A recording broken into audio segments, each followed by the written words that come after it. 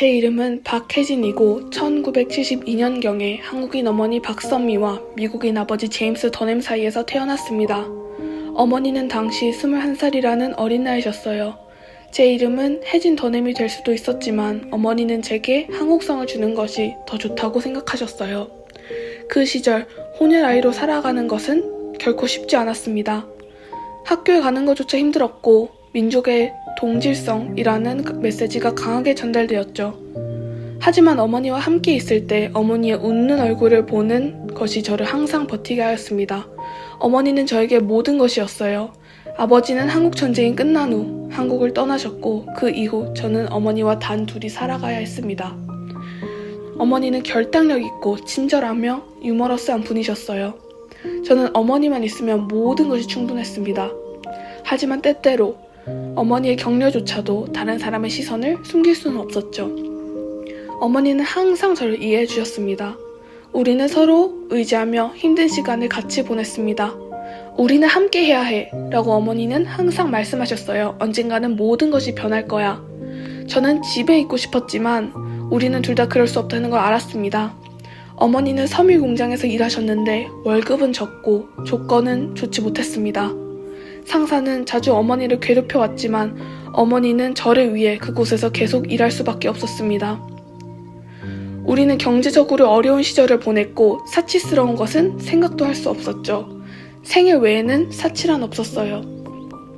어느 날 저는 상점 창문에 있는 한 원피스를 보았습니다. 어머니는 제가 그 옷을 갖고 싶어 한다는 것도 알았습니다. 하지만 어머니는 그걸 살 수 없다는 것도 알았습니다. 1분만 더 엄마. 저는 옷을 가만히 바라보며 말했어요. 어머니는 돌아서셨습니다. 자신의 자식이 그렇게 간절히 원하는 원피스를 줄 수 없다는 게 너무 마음이 아팠기 때문이죠. 저는 레이스와 주름 장식을 바라보며 언젠가는 그 원피스를 갖게 되는 꿈을 꾸었습니다. 그때 한 여자가 저에게 다가왔습니다. 언젠가 학교에서 본 적이 있는 사람인 것 같았어요. 그 원피스 갖고 싶니? 그녀가 물었습니다. 네. 저는 대답했죠. 그러자 그녀가 낮은 목소리로 저에게 말을 했습니다. 미국에 가면 아버지가 널 기다리고 있어. 원하던 예쁜 원피스들을 다 사주실 거야. 나와 함께 가면 보여줄게. 아마 그때는 제 욕심이었을지 모르지만 저는 아무 생각 없이 그녀를 따라갔습니다. 제가 어머니를 마지막으로 본 건 상점에서 멀어져가는 어머니의 뒷모습이었어요.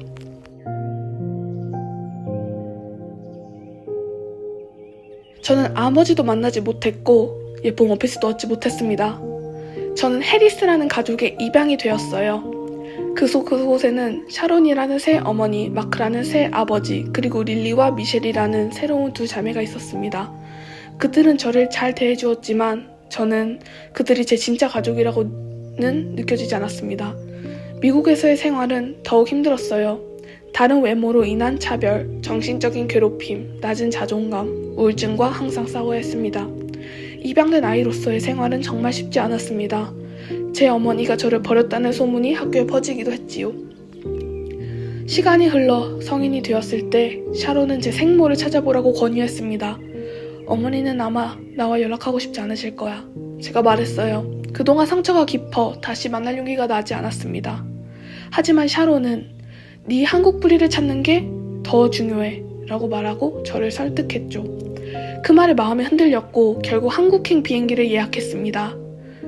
홀츠에서 받은 어머니의 연락처를 고민 끝에 전화를 걸기로 결심했죠. 비행기 전날 떨리는 손으로 전화에 다이얼을 하고 어머니의 목소리를 듣자마자 마음이 벅차올랐습니다. 엄마! 라고 부르자 어머니는 17년 만에 나를 즉시 알아보셨습니다. 혜진아!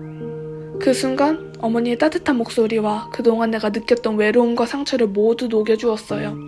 어머니는 울먹이며 그리웠다 라고 하셨고 나는 눈물을 참을 수 없었습니다. 그 한 통의 전화로 17년의 긴 시간이 되돌아오며 우리는 다시 만날 날을 약속하였습니다.